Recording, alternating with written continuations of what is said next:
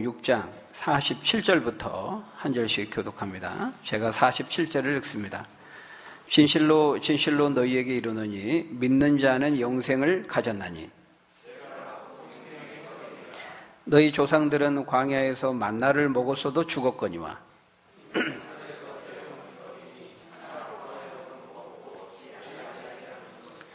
나는 하늘에서 내려온 살아있는 떡이니 사람이 이 떡을 먹으면 영생하리라. 내가 줄 떡은 곧 세상의 생명을 위한 내 살이니라 하시니라.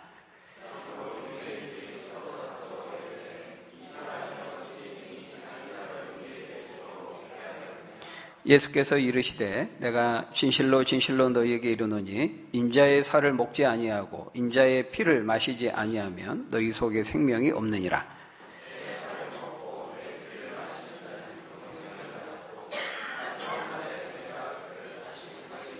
내 살은 참된 양식이요 내 피는 참된 음료로다.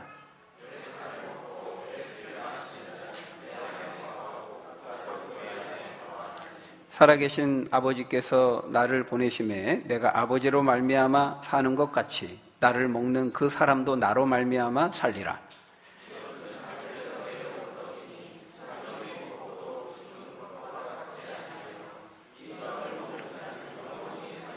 같이 읽겠습니다. 이 말씀은 예수께서 가버나움 회당에서 가르치실 때에 하셨느니라. 아멘. 이 시간에는 우리 연창길 안수 집사님, 또 송숙회 집사님 나오셔서 험한 십자가 능력 있네라는 그 제목으로 우리 특송해 주시겠습니다. 우리 잠깐 박수로 한번 환영하겠습니다.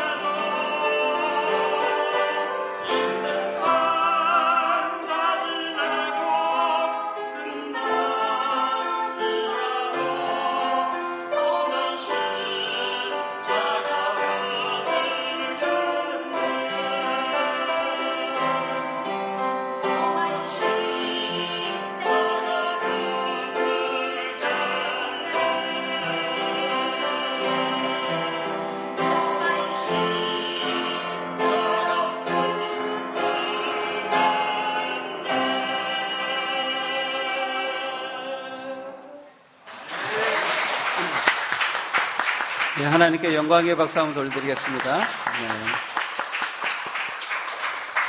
한 가지 아쉬운 게 이렇게 마이크를 이렇게 대지 말고 우리 무선 마이크 들고 그냥 이렇게 들고 부르셨으면 좋겠어요. 네, 왜냐하면 이제 안 집사님이 녹화하고 계시는 거예요.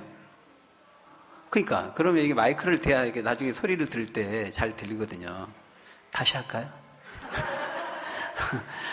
아니 이게 물론 이제 저도 여러 번 들어봐서 어느 정도 이제 내용을 알고 있습니다만은 가사 전달이 정확하게 좀 안 될 수 있거든요.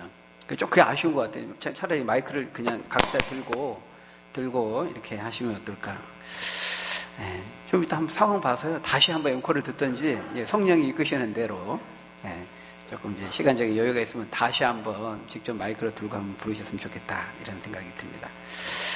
오늘은 우리가 이제 종료주일입니다. 종료주일. 다음 주가 이제 부활주일이죠. 종료주일이라는 것은 예수님께서 십자가 대속을 이루시기 위해서 예루살렘 성에 입성하시게 되죠.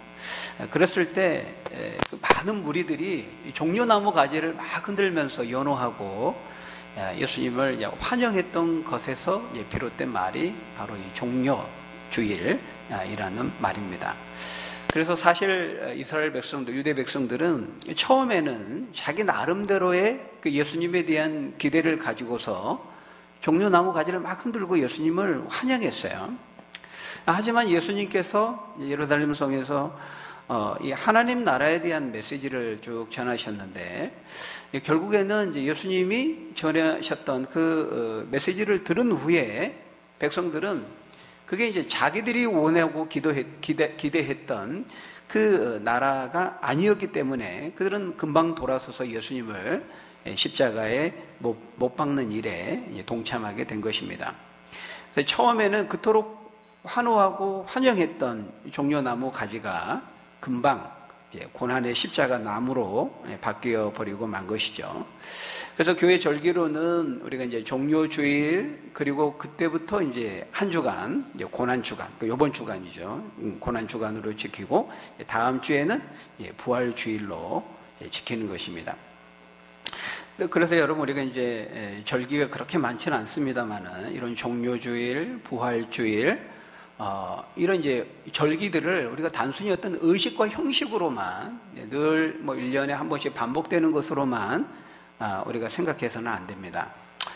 물론 우리는 매일 항상 이 예수님의 그 십자가에 대해서 생각하고 그 십자가를 통한 주님의 은혜와 사랑에 대해서 우리가 감사해야 되겠습니다만 많은 경우에 우리의 연약함으로 인해서 그렇지 못할 때가 많기 때문에 이렇게 특별히 절기를 통해서라도 좀 더 깊이 있게 진지하게 그 의미들을 묵상하고 살피는 것은 굉장히 이제 의미 있는 일이라고 말할 수 있는 것이죠. 그래서 마침 우리가 지난주까지 해가지고 이제 베드로전서 강의가 다 끝났고요. 또 오늘은 이제 종료주일이고 성찬식이 있기 때문에 어떤 본문으로 오늘 좀 말씀을 살펴볼까 생각하다가 오늘 본문을 이제 택하게 되었고요. 다음 주일은 부활주일이니까 이제 부활장인 고린도전서 15장의 말씀을 살펴보고 그 다음 주부터 이제 베드로전서 강의에 이어서 이제 야고보서를 강의를 시작하려고 하고 있습니다. 그래서 오늘 우리가 읽은 이제 본문을 보시면요. 우리 6장 47절부터 59절까지 말씀을 읽었는데요. 52절과 마지막 59절을 제외하고는 전부 다 예수님이 직접 화법으로 말씀하고 있는 본문입니다. 그래서 성경을 보시면 다 그냥 빨간색으로 되어 있죠. 좋은 성경은 색깔 구분이 되어 있습니다. 예수님이 직접 하신 말씀은 이제 빨간색으로 되어 있는 거예요. 그래서 특별히 이제 요한복음에는 이 다른 복음서와 다르게 하나님의 아들이요 구원자이신 예수님께서 직접 자신을 가리켜서 나는 누구다 이렇게 직접 화법으로 나는 누구다, 나는 무엇이다라는 형식으로 말씀하는 구절이 요한복음에는 되게 많이 나와요. 다른 복음서와는 좀 다르게. 오늘 본문도 그런 본문 중에 하나라는 거예요. 예수님이 어떤 분인가? 이건 굉장히 중요한 질문이죠. 여러분 우리가 이제 우리 종교를 가리켜서 기독교 이렇게 말하잖아요. 그리스도교, 기독교. 기독교는 이제 한자로 표현을 한 거죠. 기독교. 그리고 이제 예수 믿는 사람들을, 우리 성도들을 크리스찬 또는 그리스도인 이렇게 말하는데요. 이 기독교, 그리스도교라는 이름으로 부르는 이유가 뭐냐면 예수님을 그리스도로 믿는 종교다 이런 뜻이거든요. 그러니까 예수님을 우리가 성부, 성자, 성령 하나님 있는데 예수님을 중심으로 표현된 종교 이름이 이제 기독교, 그리스도교라는 말인 것이죠. 그래서 하나님교 이렇게 말하지는 않습니다. 우리는 이제 기독교, 그리스도교 이런 말입니다. 그러니까 하나님의 보내신 구원자요, 메시아요, 하나님의 아들로 오신 그리스도가 초점이 되어서 표현된 이제 종교 이름이 바로 이제 기독교죠. 그렇기 때문에 만일 예수님이 정말 그리스도가 아니라면 우리 기독교는 이제 거짓이 되고 사기치고 뻥치는 종교가 되고 마는 것이죠. 그런 점에서 정말 예수님이 누구신가라고 하는 그 질문은 너무 중요한데요. 특별히 이 요한복음에는 예수님이 직접 자신이 누구인지를 1인칭 화법으로 내가 누구다, 내가 무엇이다 이런 형태로, 그러니까 이걸 에고 에이미 형태로 표현된 것이라고 말하는데요. 이렇게 예수님이 직접 자신의 직접 화법을 통해서 자신이 누구인지를 예수님이 직접 설명하고 있는 그런 표현들이 요한복음에는 많이 나온다는 거예요. 다른 복음서와 다르게. 특별히 나는 누구다라고 하는 이런 형태로 요한복음에는 7번이 나옵니다. 7번이. 예를 들면 요한복음 8장 12절에 보면 나는 세상의 빛이다 이렇게 말씀하고 있고, 요한복음 10장 7절에서는 나는 양의 문이다 이렇게 표현하고 있고요. 또 10장 11절에서는 나는 선한 목자다 이렇게 표현하고 있고, 11장 25절에서는 나는 부활이요 생명이다 이렇게. 그리고 요한복음 14장 6절에서는 이제 우리가 너무 잘 아는 말씀이죠. 나는 곧 길이요 진리요 생명이다 이렇게 말씀하고 있고, 요한복음 15장 5절에서는 나는 포도나무요 너희는 가지다 이렇게 말씀하고 있고, 이제 마지막 하나가 오늘 본문입니다. 사실은 이제 오늘 본문이 제일 먼저 나오죠. 그래서 오늘 본문 6장에서 보면 나는 생명의 떡이다 이렇게 표현하고 있는데요. 오늘 본문이 있는 이 요한복음 6장에서만 이 표현이 3번씩이나 언급되고 있습니다. 오늘 본문 6장, 여러분 성경 보시면 6장 35절 보시면 예수께서 이르시되 나는 생명의 떡이니, 그리고 이제 오늘 본문 48절에 보니까 내가 곧 생명의 떡이니라. 그리고 51절에서도 나는 하늘에서 내려온 살아있는 떡이니 이렇게 말씀하고 있어요. 그래서 여러분 이제 우리가 물론 이제 성경의 많은 곳에서 예수님이 어떤 분인지를 말씀하고 설명하고 있습니다. 하지만 그 무엇보다도 예수님 자신이 직접 자신에 대해서 말씀하시는 본문은 예수님이 어떤 분인지를 아는 데 있어서 매우 중요하다고 말할 수 있어요. 그런데 오늘 본문은 예수님께서 자신을 가리켜 뭐라고 말씀하느냐? 나는 생명의 떡이다. 내가 곧 생명의 떡이다. 그리고 그냥 생명의 떡도 아니고 나는 하늘에서 내려온 살아있는 떡이다 이렇게 말씀하시면서 너희가 정말 영원히 살기를 원하고 너희가 영생을 소유하기를 원한다면 생명의 떡인, 하늘에서 내려온 생명의 떡인 나를 먹어야 된다. 예수님께서 그것을 말씀하고 있는 것이죠. 그래서 여러분 50절 51절 오늘 본문 우리 다시 한번 같이 읽어볼까요? 50절 51절 시작. 이는 하늘에서 내려오는 떡이니 사람으로 하여금 먹고 죽지 아니하게 하는 것이니라. 나는 하늘에서 내려온 살아있는 떡이니 사람이 이 떡을 먹으면 영생하리라. 내가 줄 떡은 곧 세상의 생명을 위한 내 살이니라 하시니라. 여러분 어떻습니까? 과연 여러분은 생명의 떡이신 예수님을 먹은 자입니까? 어때요? 여러분 어떻습니까? 아니 목사님 예수님을 먹다니요. 우리가 식인종도 아니고 어떻게 예수님을 먹습니까? 물론 우리는 이 말의 의미를 잘 알고 있습니다. 우리가 예수님을 생명의 떡으로 먹는다는 것이 무엇을 의미하는지 우리는 오늘 너무 잘 알고 있죠. 그런데 이 당시 예수님께서 이 말씀을 하실 때에는 그것을 들은 유대인들은 도무지 무슨 말인지 이해하지를 못했습니다. 그래서 거기 52절에 보니까요. 그러므로 유대인들이 서로 다투어 이르되 아니 이 사람이 어찌 능히 자기 살을 우리에게 주어 먹게 하겠느냐. 그렇게 반응하는 것을 볼 수 있어요. 그러니까 이때까지만 해도 지금 예수님이 살아계시잖아요. 우리는 예수님이 십자가에 죽으신 이후에 지금 시대를 살고 있고, 우리는 무슨 의미인지를 알죠. 그렇지만 지금 예수님이 살아계시는데 자기 살을 먹으라고 말하고 자기 피를 마셔야 된다고 말하니까, 지금 살아있는 사람이 아니 어떻게 자기 살아있는 살점을 떼가지고 먹게 한다는 거야? 아니면 우리가 예를 들어 손가락 이렇게 혈서를 쓰듯이 손가락에 이렇게 피를 흘려가지고 그거를 먹게 한다는 건 무슨 말이야? 더군다나 그게, 여러분 양을 생각해 보세요. 그 모든 사람들이 그걸 다 예수님의 살과 피를 먹어야 된다면 그게 이제 수요 대비 공급의 그 법칙으로 볼 때 그건 감당이 안 되잖아요. 이런 황당무계한 말이 어디 있는가? 그들은 이해할 수가 없었죠. 그러자 예수님이 그들의 이해할 수 없어 하는 반응을 보시면서 이제 좀 더 자세히 말씀하는 것이 바로 53절부터 55절의 말씀이에요. 우리 한번 같이 읽어볼까요? 53절부터 55절 시작. 예수께서 이르시되 내가 진실로 진실로 너희에게 이르노니 인자의 살을 먹지 아니하고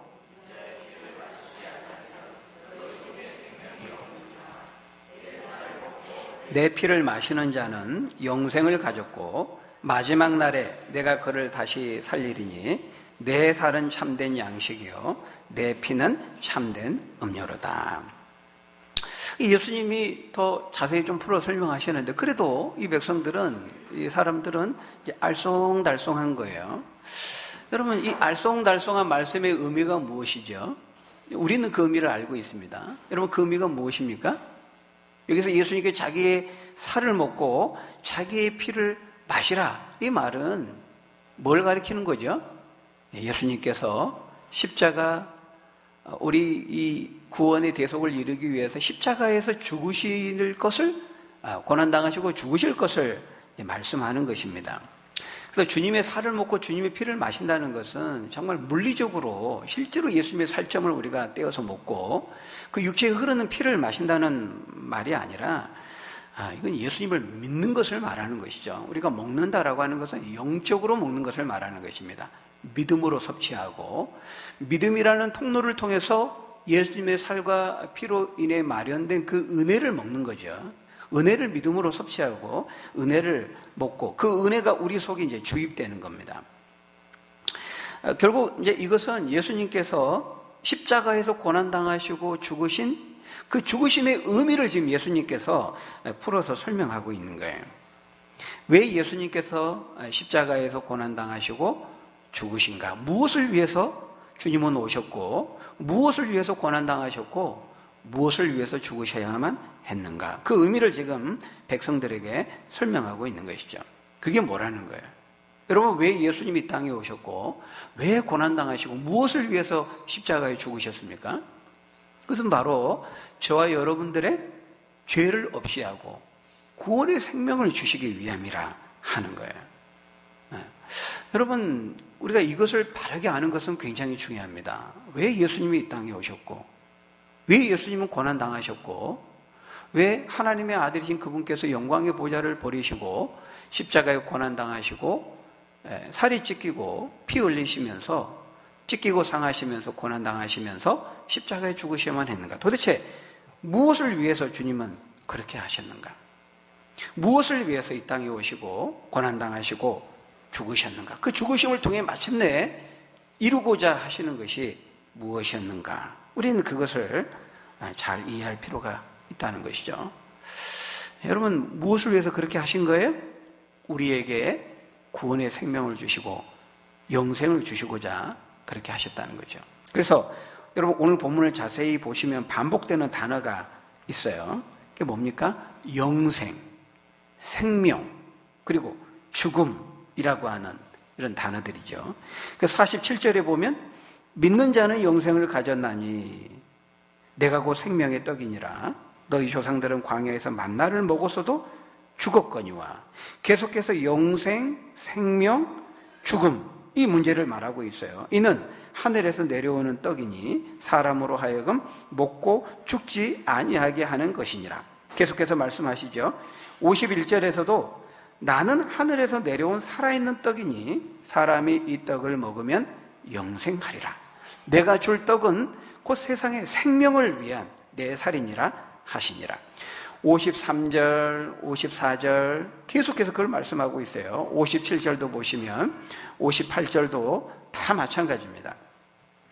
영생과 생명에 대해서 말씀하시면서 더 이상 죽지 않는다고 말씀하시면서 이 죽음에 대한 문제를 말씀하고 있는 거예요. 죽음에 대한 문제. 네. 여러분 결국 이 영생, 이 영원한 생명이거든요. Eternal life, 영원한 생명, 영생, 생명, 죽음. 결국 이것은 무엇을 말씀하시는 거예요? 어떤 문제를 말씀하시는 것이죠? 죄의 문제를 말씀하는 것입니다. 여러분 죽음은 영생과 생명에 반대되는 말이죠. 죽음은.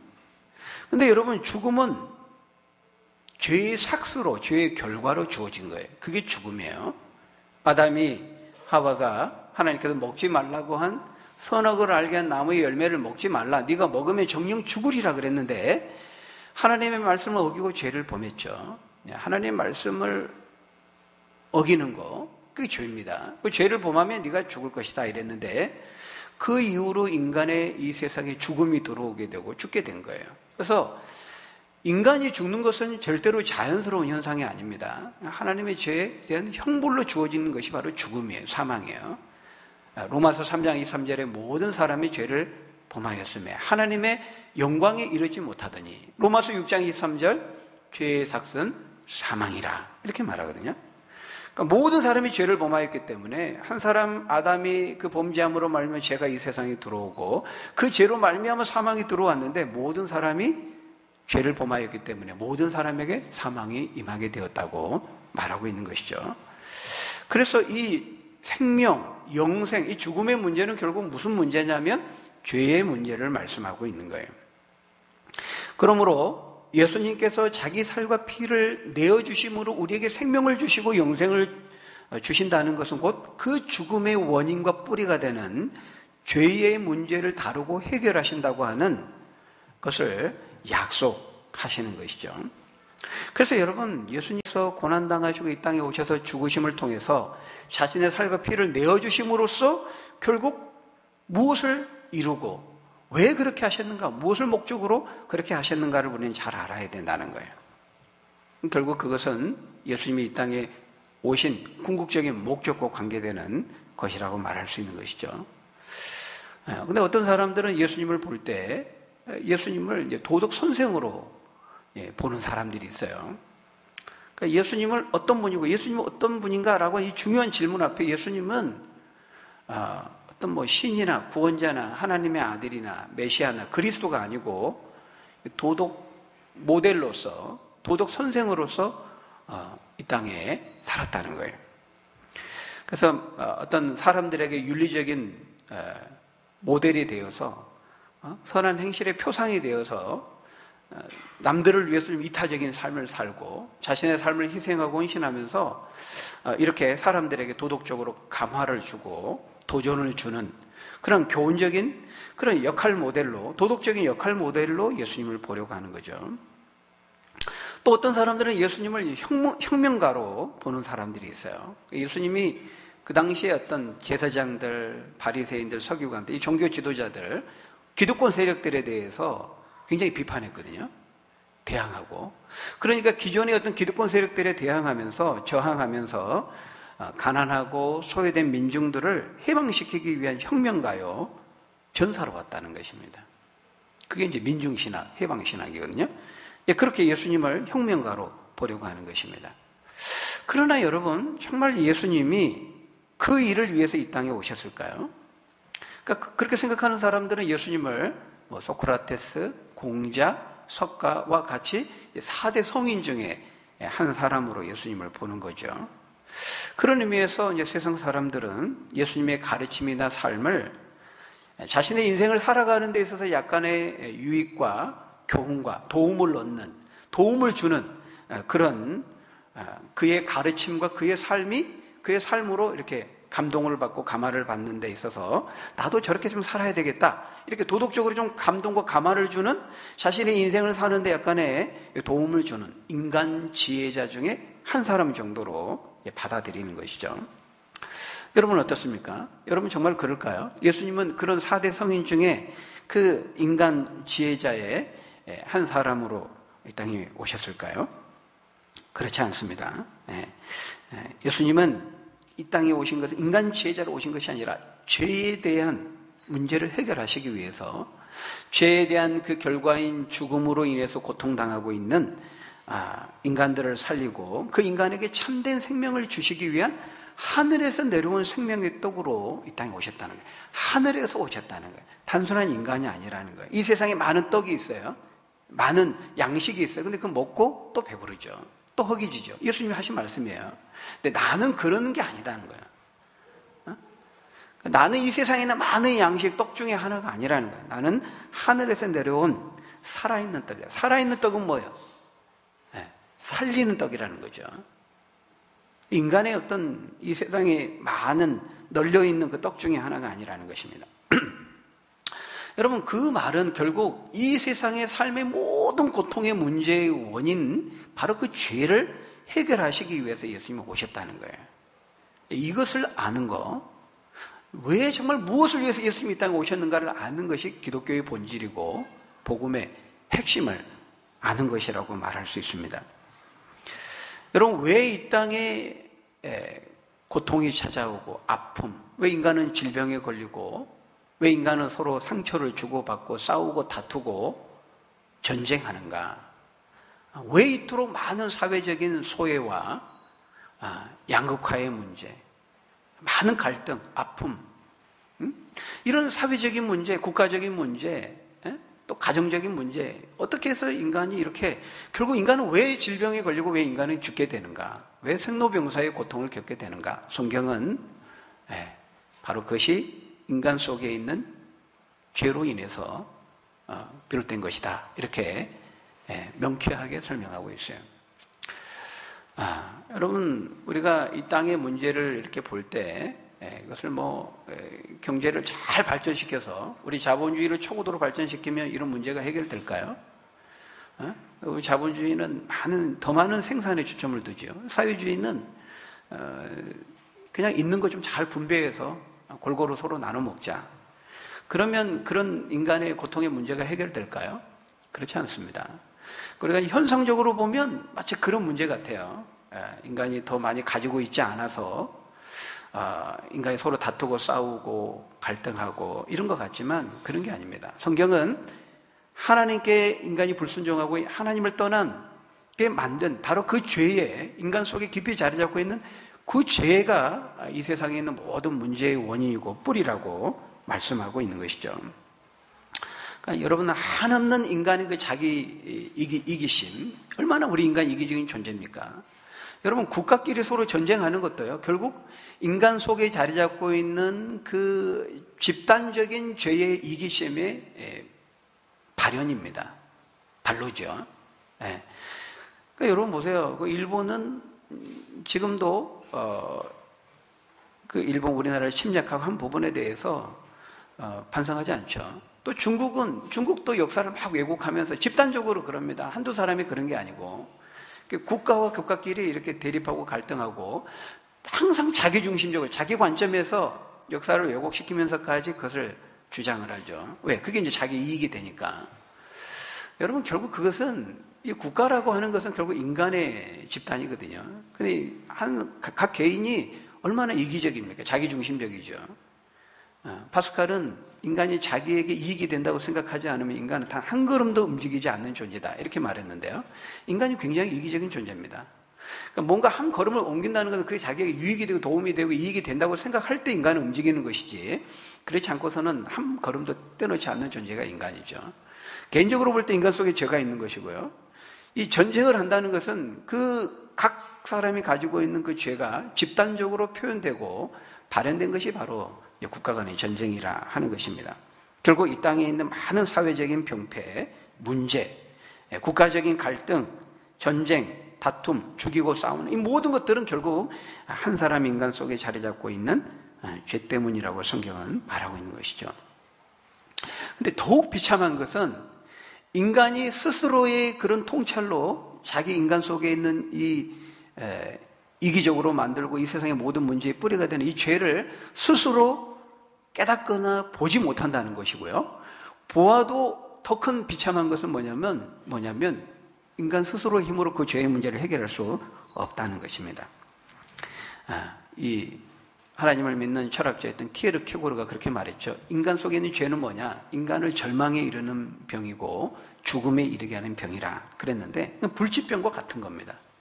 그래서 인간의 노력과 의지와 결단과 힘으로 이 죄의 불치병과 같은 이 죄의 문제 해결할 수 없기 때문에 하나님이신 그분이 예수님으로 인간의 몸으로 직접 이 땅에 오셔서 십자가의 자신을 희생양이 되고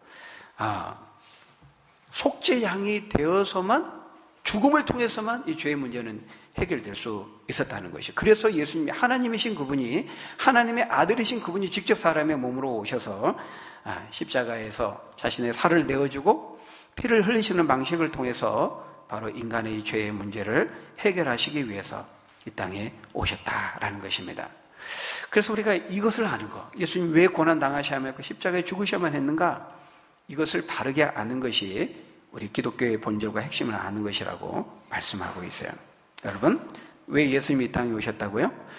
왜 예수님께서 십자가에서 고난당하시고 살이 찢겨나가고 피를 쏟으시면서까지 해결하고자 이루고자 하셨던 것은 뭐죠? 바로 저와 여러분 속에 있는 죄, 저와 여러분 스스로 힘으로 어찌할 수 없는 이 죄의 문제를 해결하고자 하기 위함이었다라는 것입니다.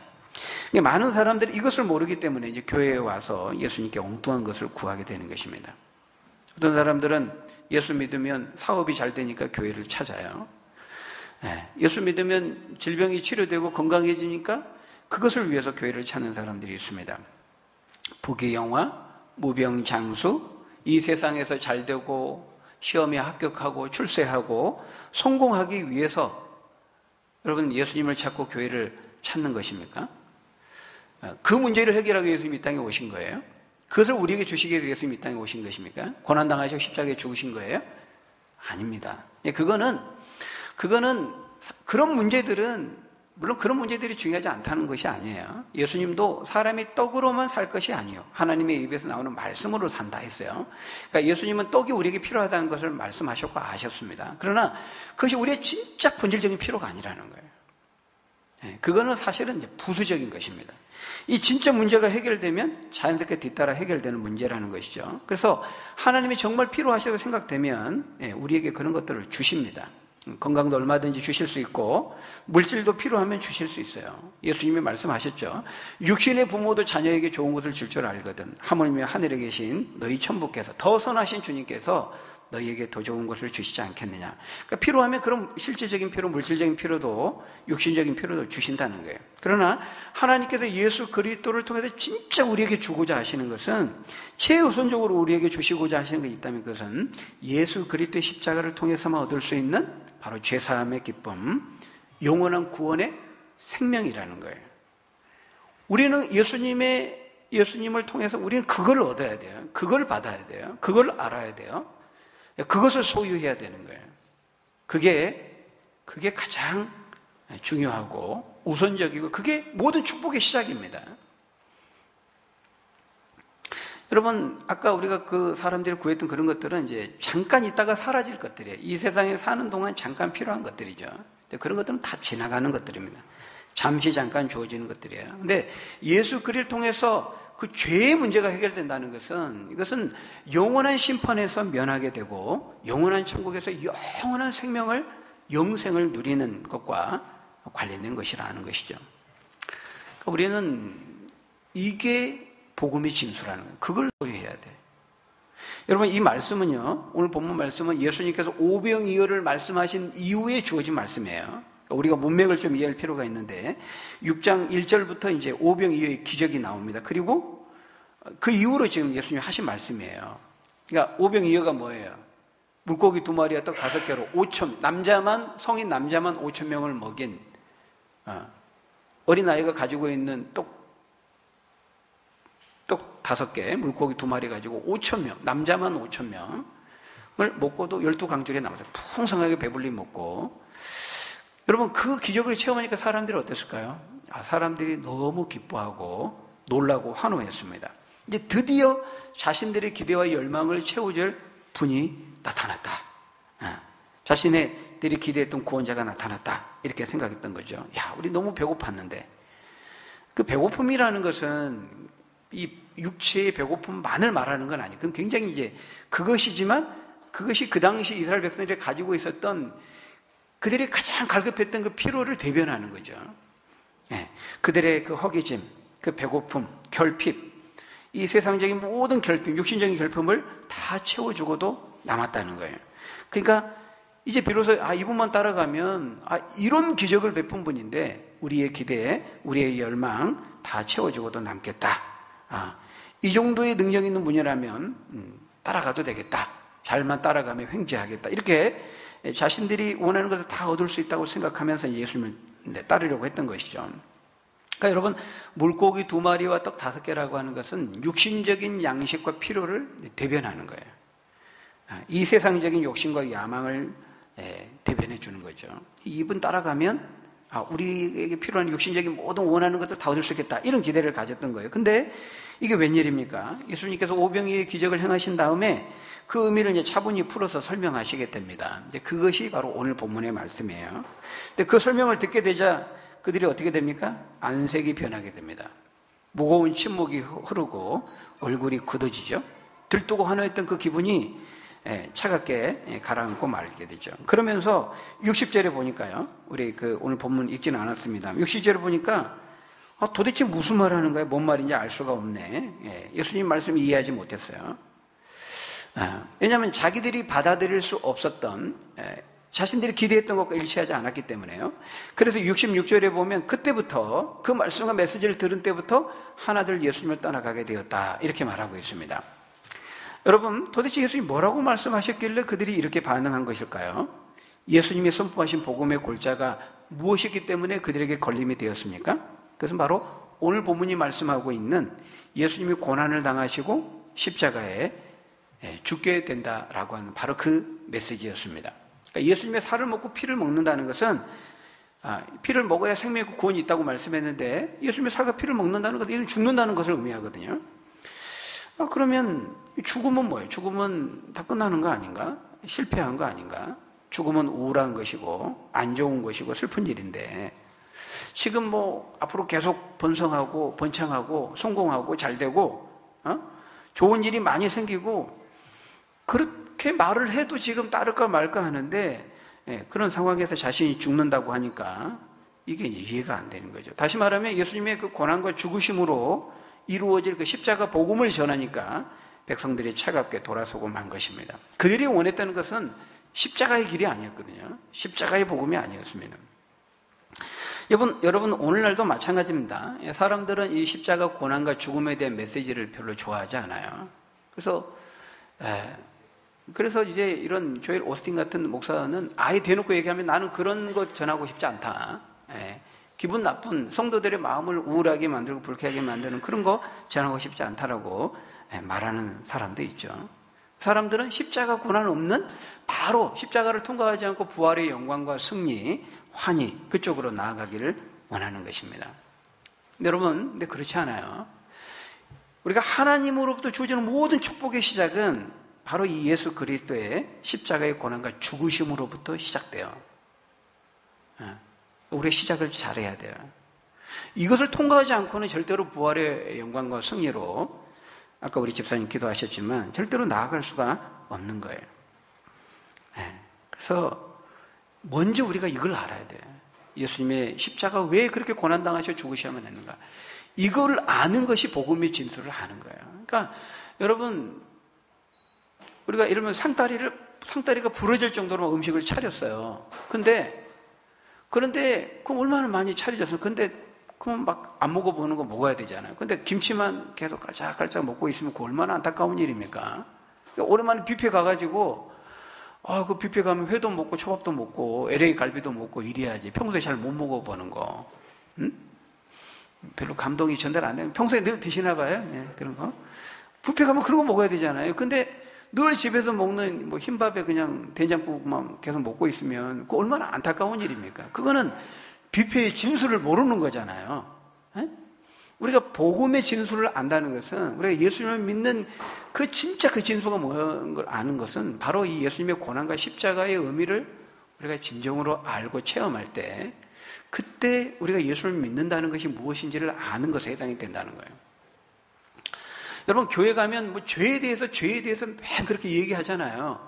지겹도록 죄에 대해서 얘기하잖아요. 에? 찬송가도 보면 죄에 대한 찬송이 많거든요. 여러분 이유가 있는 거예요. 그게 복음의 진수거든요. 여러분 이 세상에 아까 말씀드린 모든 삶의 고통의 문제의 뿌리에는 죄가 있어요. 죄는 부부 사이를 갈라놓고 자녀 사이를 갈라놓고 분열시키고 파괴하고 나누는 이 세상의 모든 갈등과 상처와 아픔의 그 원인이 인간 속에 있는 끊임없이 이기적으로 만드는 자기중심적으로 만드는 그 완악하고 강팍하고 고집스럽게 만드는 교만하게 만드는 그 죄에 있거든요. 그래서 결국 인간이 죽는다라고 하는 것은 이 죄에서부터 비롯, 그러니까 인간의 죽음은요, 우리 죽음의 고통을 보면서 그 죄의 파괴성을 봐야 되는 거예요. 결국 인간을 고통과 파멸과 죽음, 그리고 이 죄의 문제가 해결되지 않는 사람은 이제 영원한 죽음으로 이제 나아가게 하는 거거든요. 그게 영원한 심판, 지옥의 심판 아닙니까? 그래서 이 죄의 문제는 그렇게 이 파괴적인 영향력도 광범위 온 우주적으로 죄는 오염시켰고요. 그 강도에 있어서도 굉장히 강력한 거예요.